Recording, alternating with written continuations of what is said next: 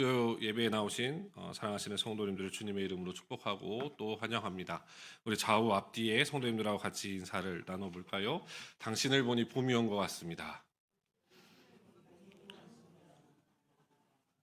예. 정말 봄이 온 것 같으십니까? 예. 네. 서로가 서로에게 봄이 되어주는 그런 교회가 됐으면 좋겠습니다. 2008년이에요. 2008년 8월 11일에 EBS에서 다큐 프라임이라는 프로그램이 있는데 그 프로그램에서 평범한 대학생 5명을 데리고 실험을 하나 했습니다. 되게 특이한 실험인데 이 5명은 이 실험의 진짜 목적을 모른 채 서울의 유명한 안과에서 시력 검사를 받는 줄 알고 참여한 학생들이었습니다. 이 실험에서 이 5명의 대학생들은 처음에 기계로 시력 검사를 받습니다. 시력 검사가 끝나고 나면 이어지는 안과 전문의와의 진찰에서 이 안과 선생님, 안과 전문의는 웃음기가 없는 심각한 표정으로 이 5명의 학생들에게 눈과는 전혀 관련이 없는 명령을 내립니다. 예를 들면 이런 거예요.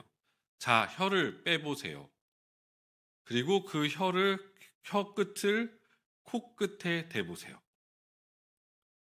앉아보세요. 토끼띠을 10번 해보세요. 코끼리 코를 만들어 보세요. 제자리에서 10바퀴를 돌아보세요. 이러한 의사의 요구가 계속되어집니다. 이러한 의사의 요구에 이 5명의 학생들은 어떠한 반응을 보이는지를 관찰하는 게 이 실험의 진짜 목적이었어요. 성도님들 같으면 어떻게 하시겠습니까? 안과에 갔는데 시력을 검사하고 나서 안과 선생님하고 마주 앉았는데 갑자기 그 선생님이 성도님들에게 혀를 빼보세요 이렇게 한 다음에 그 혀를 뺀 걸 가지고 코끝에 한번 대보세요 라고 이야기하신다면 이 5명의 대학생은 이 의사 선생님의 요구에 어떻게 반응했을까요? 화를 냈을까요? 의사 선생님에게 따지고 물었을까요? 전혀 아닙니다. 놀랍게도 이 5명의 대학생들은 이 안과 전문의가 그들에게 요구하는 그대로를 그 진찰실에서 실행에 옮깁니다. 어떻게든 혀를 빼서 코끝에 달려고 그러고요. 쪼그리고 앉아서 토끼띠을 10번을 띄고요. 코끼리 코를 하고 계속해서 돕니다. 그런데 놀랍게도 이들은 의사 선생님에게 왜 이런 걸 시켜요? 저희들한테 왜 이런 요구를 하세요? 라고 반문하거나 질문하지 않아요. 그래서 이 학생들이 그 진찰실에서 나온 다음에 이 실험의 진짜 목적을 설명해 주었습니다. 그리고 나서 이 학생들에게 물었어요. 당신은 진찰실 안에서 왜 코끼리 코를 돌았나요?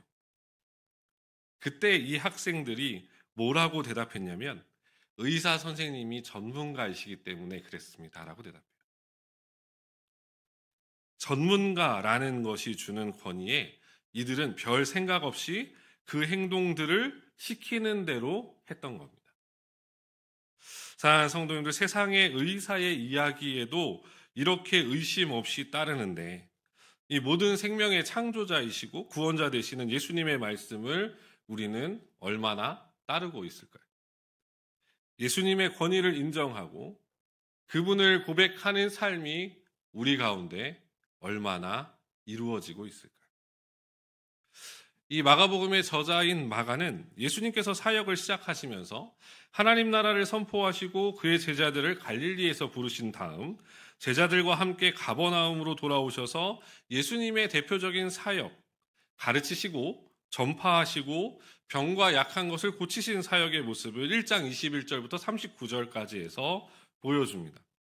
그중 오늘 본문인 21절과 28절까지에서는 예수님께서 가버나움 회당에서 가르치시면서 그때 마침 회당에 있었던 더러운 귀신 들린 사람을 고쳐주신 사건을 기록하고 있어요. 한 장소에서 일어난 2사건을 기록하고 있는 거죠. 그런데 22절과 27절에 보면 그곳에 있던 모든 사람들이 다 놀랍니다. 예수님의 가르침과 고치시는 사역을 통해서 이들은 무엇을 경험하게 되냐면 예수님의 권세, 곧 그분의 권위가 얼마나 크고 위대한지를 깨닫고 경험하고 눈으로 보고 몸으로 부딪히는 거예요. 오늘 본문은 우리에게 이 모습을 통해서 무엇을 교훈하고 있는지 함께 살펴보면서 은혜를 나누고자 합니다. 첫 번째로 본문을 대하기에 앞서서 우리가 생각할 게 있습니다. 우리는 권위와 권위주의를 구분할 필요가 있습니다. 권위와 권위주의를 구분해야 돼요. 이게 무슨 이야기냐면 우리가 권위라고 하는 단어를 들을 때 갖는 부정적인 느낌이나 분위기가 있어요. 근데 권위라고 하는 단어를 사전에서 찾아보면 제도, 이념, 인격, 지위 등 그 가치의 우월성을 공인시키고 영향력을 행사할 수 있는 능력이나 위신을 의미한다라고 되어 있습니다. 이게 사전적 정의인데, 하지만 이미 권위라고 하는 것은 하나님께서 창조하실 때에 사람을 모든 피조물보다 더 가치 있는 존재로 지으시고 그들로 하여금 모든 창조 세계를 다스리라고 명령하셨던 하나님의 문화 명령을 주셨을 때 사람에게 부여된 것이기도 합니다. 그러니까 사람은 다른 모든 피조물보다 권위 있는 존재라는 거예요. 이렇게 해서 하나님은 창조 세계의 질서를 유지하기를 원하셨습니다. 반대로 창조 세계가 하나님께서 창조하신 목적대로 유지되기 위해서는 사람에게 기대야 되고, 사람들은 창조 세계에 대해 권위 있는 존재로서의 책임을 다해야 되는 거죠.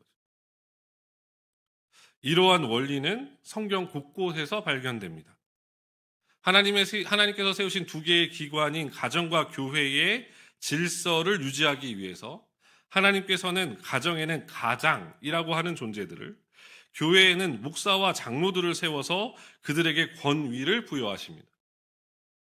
가족 구성원들은 가장의 권위를 인정하고 그를 신뢰해야 하고, 가장은 하나님의 창조 목적에 따라서 가정을 유지하고 세워갈 책임이 있는 거예요. 그건 교회도 마찬가지입니다.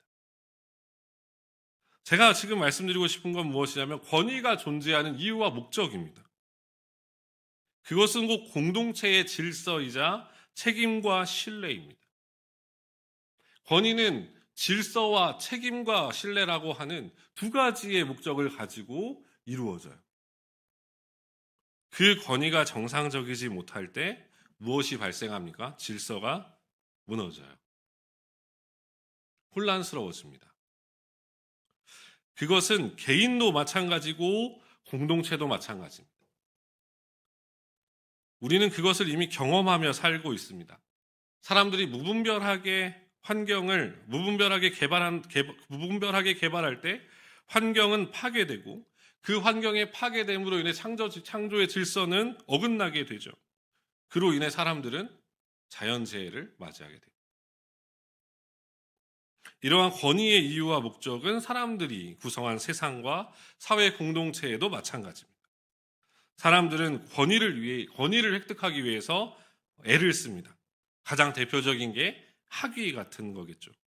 어떤 한 분야의 전문가가 되기 위해서 사람들은 학위를 취득합니다. 때로는 그 분야의 전문가를 찾아가서 제자가 되기도 합니다. 처음 말씀드린 안과 전문의처럼 말이죠. 그러면 사람들은 그들의 권위를 인정하고 신뢰를 보냅니다. 그러면 그 권위자는 자신이 전문가가 된 그 영역의 질서에 대해 책임을 져야 돼요. 안과 전문의가 전문의로서의 권위를 갖는다는 건 그가 사람들의 눈이라고 하는 영역의 질서를 회복하고 그것을 고쳐주는 책임이 그에게 있다는 것을 의미합니다.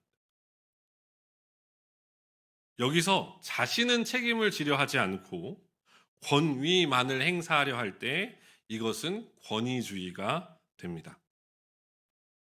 권위가 나쁜 것이 아니라 권위주의자가 나쁜 거예요. 자신의 권위만을 앞세우면서 공동체의 질서를 무너뜨리고 한 개인과 삶의 질서를 무너뜨리고 그 질서에 대해 어떠한 책임도 지려 하지 않을 때, 권위를 앞세워 무조건적인 복종만을 강요할 때 권위주의자가 되는 겁니다. 하지만 마가가 오늘 본문을 통해 우리에게 전해주는 권위에 대한 이야기는 소위 우리가 전문가라고 불리우는 이야기와 사뭇 다릅니다. 오늘 본문의 21절과 22절에 보면 이렇게 마가는 이야기하고 있는데 21절과 22절에 보면 그들이 가버나움에 들어가니라. 예수께서 곧 안식일에 회당에 들어가 가르치심에 뭇사람이 그의 교훈에 놀라니 이는 그가 가르치시는 것이 권위 있는 자와 같고 서기관들과 같지 아니함이로라. 근데 이 이야기를 우리 시대로 생각해 보면 진짜 권위자, 진짜 전문가로 인정받아야 될 사람들은 누굽니까? 22절에 등장하는 서기관들입니다. 여기 마가복음에 서기관이라고 되어 있지만 다른 복음서에는 율법학자라고 되어 있어요. 율법의 전문가들로 번역됩니다. 예수님 당시에 이 서기관들은 오늘날로 치면 신학교 교수들과 같은 위치의 사람들이었습니다. 율법의 전문가들이었어요.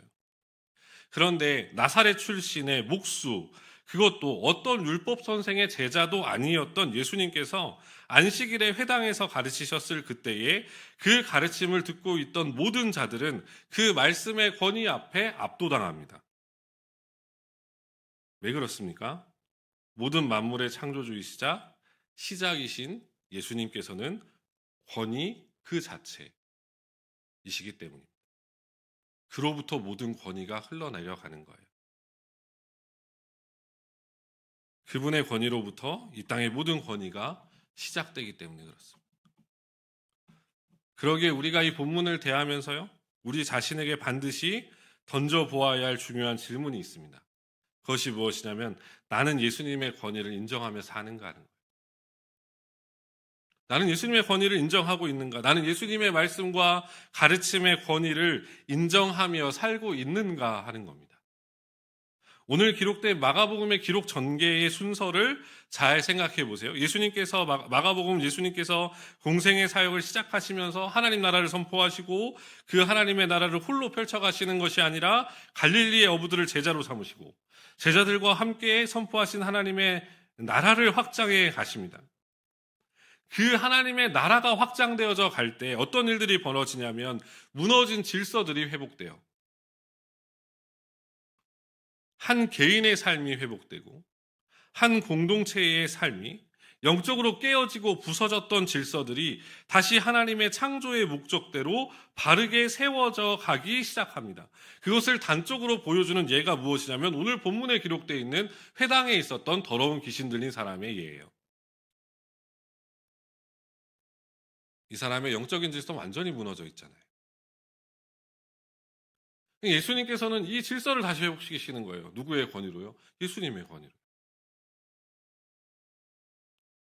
그런데 마가는 이러한 하나님의 나라가 우리의 삶으로 지금 여기에 임하는 것이 무엇을 통해 가능하다고 보여주고 있는 거죠? 우리가 예수 그리스도의 권위를 인정할 때, 우리가 그분의 말씀의 권위를 인정할 때 시작된다는 거예요. 권위를 인정한다는 것은 무엇을 의미합니까? 그분이 우리의 삶의 모든 영역의 전문가이시자 권위자이심을 인정하고 그분께 기대어 신뢰하는 것을 의미해요.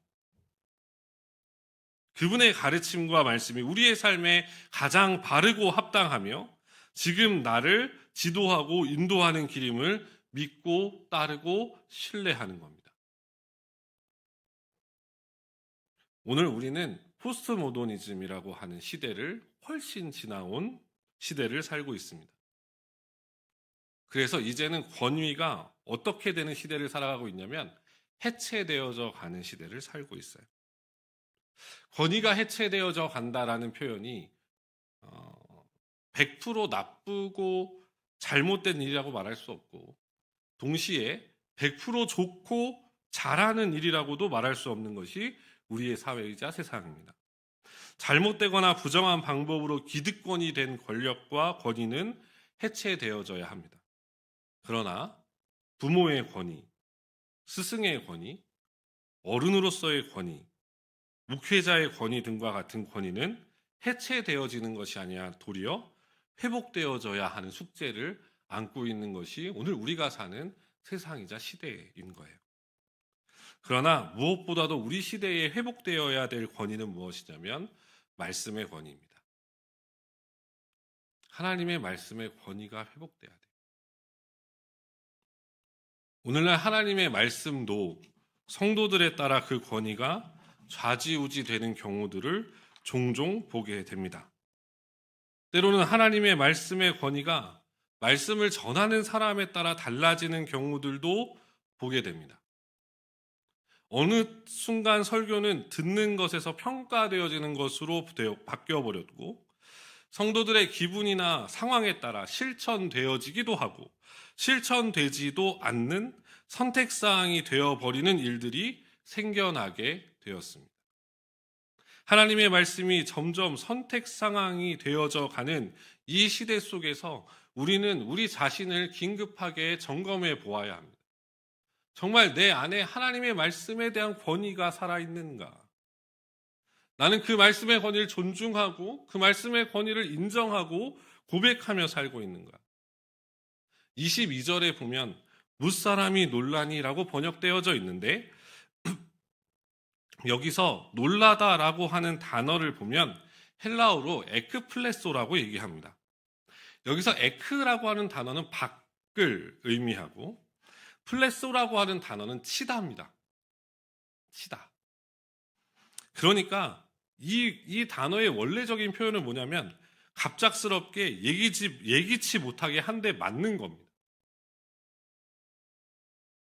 그러니까 본래 이 놀라다라고 하는 단어는 뭐냐면 예기치 못한 사건에 대해서 크게 놀라다 혹은 내가 전혀 생각지 못했던 일로 인해서 넋이 나가다라는 뜻을 갖고 있어요. 단순히 그냥 지나가다 사람이 놀래켜서 놀란 게 아닙니다. 그냥 그 말씀의 권위 앞에 압도당해서 그 말씀으로 인해서 정신이 혼미해지는 거예요. 말씀의 권위 때문에. 그 말씀이 곧 하나님의 말씀이고 예수 그리스도의 말씀이기 때문에 그렇습니다. 우리 자신을 한번 점검하고 되짚어 볼 필요가 있습니다.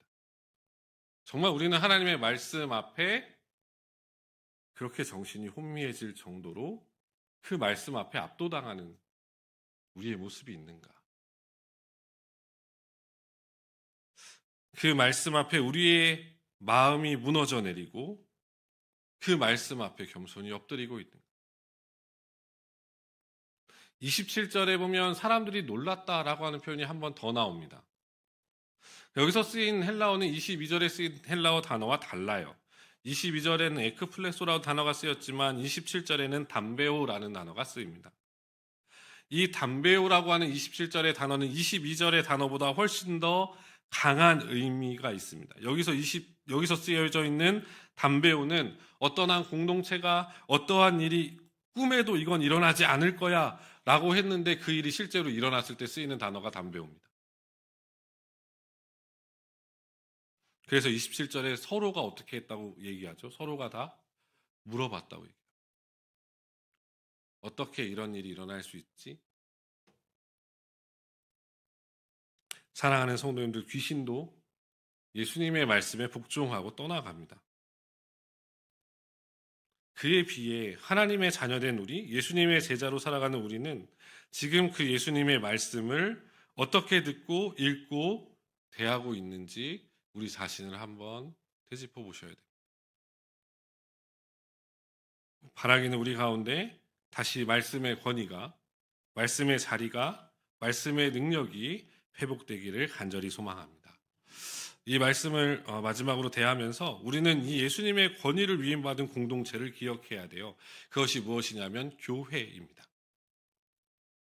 이 교회 공동체의 회복, 이 오늘 본문에 비추어 보면 이 교회 공동체의 회복은 어디로부터 시작되냐면 말씀의 회복으로부터 일어남을 꼭 기억하셔야 돼요.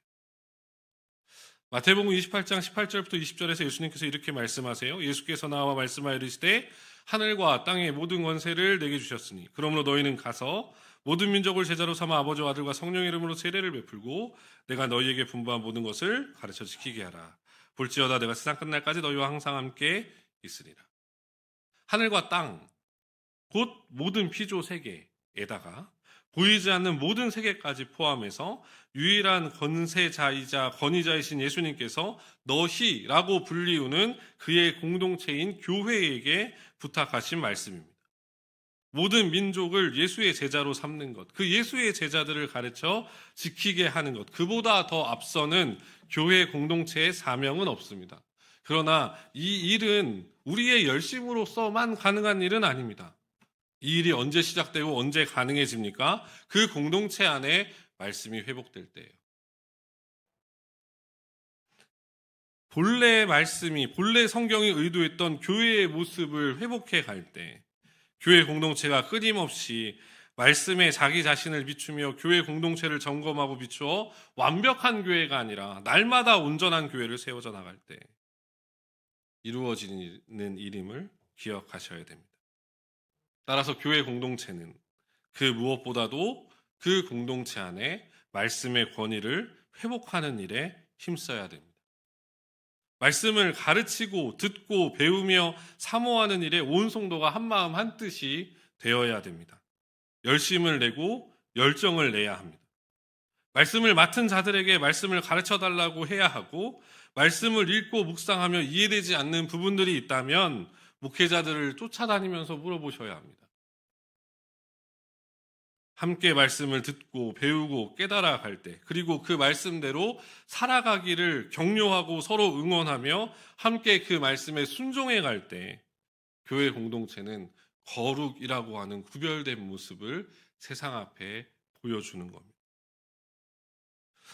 중세시대의 한 교황이 화려하게 지어진 성당을 둘러보고 흐뭇한 미소를 지으면서 당시에 내노라 하던 신학자였던 토마스 아퀴나스에게 이렇게 말했다 그래요.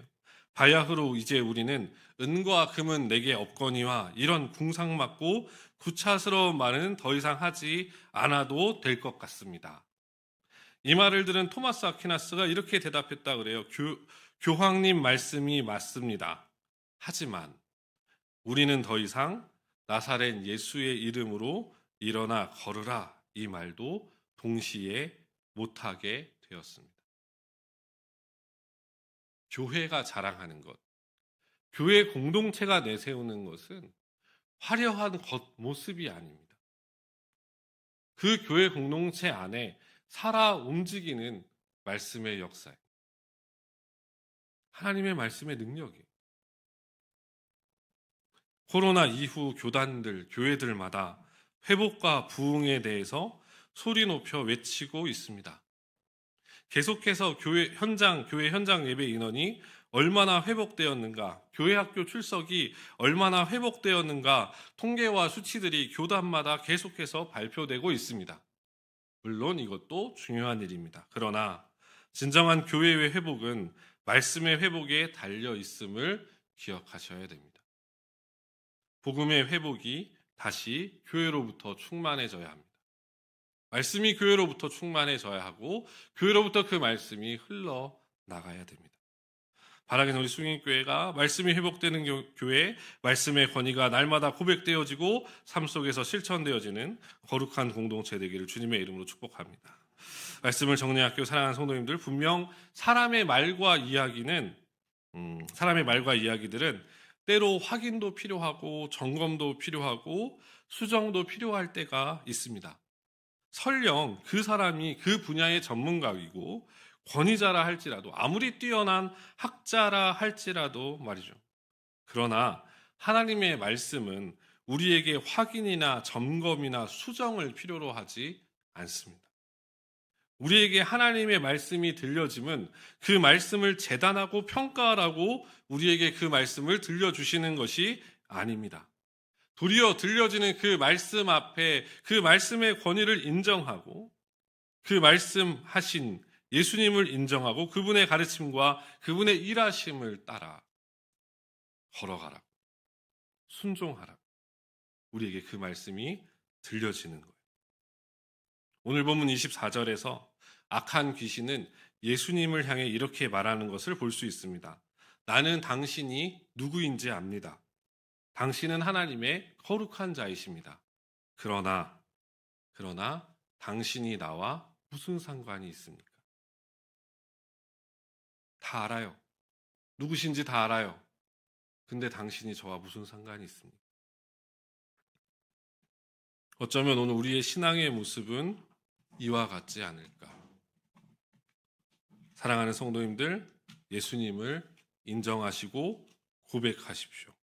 날마다 예수님과 그분의 말씀의 권위를 고백하시고 따르시고 순종하십시오. 그 말씀 앞에 우리의 정신이 혼미해질 만큼 말씀 앞에 철저히 무너져 내리는 은혜를 달라고 구하십시오. 그러면 그때 그 하나님의 말씀이 우리의 무너진 삶의 질서를 회복할 것이고 우리의 무너져 내린 모든 영역을 다시 살리고 회복시킬 것입니다. 이러한 은혜를 경험하며 누리며 살아가는 사랑하는 수인의 모든 성도님들 되시길 주님의 이름으로 축원합니다.